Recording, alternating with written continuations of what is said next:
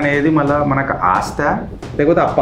Including Congress ప్రభుత్వం వెనుకటికి కూడా irrigation ప్రాజెక్టులకు ఖచ్చితంగా నువ్వు ఫైనాన్సే తీసుకుంటావు, నువ్వు అప్పు చేసే కట్టినావు. ఇది కొత్త ఏం కాదు.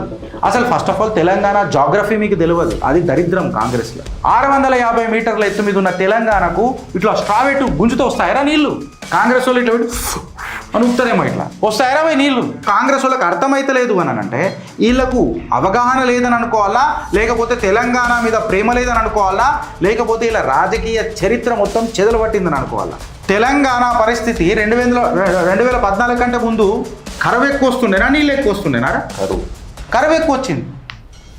ఇవాళ కాళేశ్వరం కట్టిన తర్వాత సుమారు 45 లక్షల ఎకరాలు పొటెన్షియల్ అయింది మనకు అగ్రికల్చర్కి, సాగు ధాన్యం యొక్క ఉత్పత్తి.